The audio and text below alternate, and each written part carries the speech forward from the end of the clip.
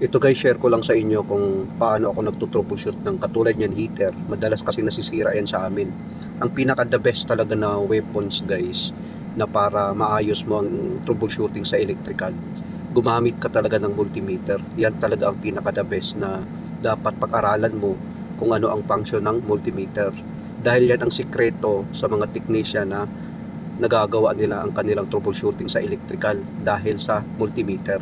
Hindi mo kasi makikita ang electrical, hindi mo rin makikita ang continuity check, lalo na pag naka-cover sa wire. So kailangan gumamit ka ng multimeter, pati sa resistance. Hindi mo naman malalaman kung yan ay may resistance pa o wala. So gamitan mo talaga ng multimeter, either analog man yan or digital. Madalas ko kasing ginagamit yung Sanwa analog. Yan ang madalas kong ginagamit. Tapos yan, tinuro ko rin yan sa aking assistant. At least meron din siyang idea kung paano gamitin ng multimeter. Sa akin kasi guys, matanda na rin ako.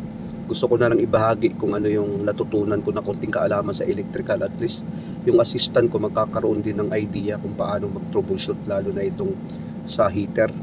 Mostly kasi heater talaga ang nasisira dyan sa amin, lalo na yung mga manual sealing machine namin, madalas yan nasisira ang heater. Yung temperature controller naman niya, hindi naman masyadong nasisira yan.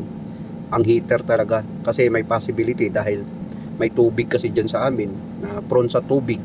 Siguro sa paglilinis, tamaan yung heater. Kaya madalas namin yan nire-remind sa operator na pag maglinis kayo, dapat ilayo yung heater na hindi matamaan ng tubig. Siguro hindi rin maiwasan, may mga operator din na minsan pasaway. Kaya sa pag troubleshoot talaga, kaya bilang isang technician, dapat mahaba din yung pasensya mo sa kanila.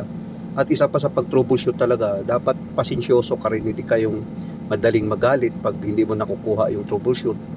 Talagang patient ka lang, dahil kung mayroon kang patient, matutunan at matutunan mo rin yan. Dahil sa multimeter kasi, kailangan mo lang naman ang continuity check at saka yung resistance. Dapat marunong kang magbasa niyan, lalo na sa mga baguhan. Dahil pag alam mo na yan, hindi na mahirap para sa'yo. Una mo talagang pag-aralan sa mga baguhan sa larangan ng electrical kung paano gamitin ang multimeter. Yung talaga ang dapat dyan, kung paano siya gamitin para meron kayong idea sa troubleshooting.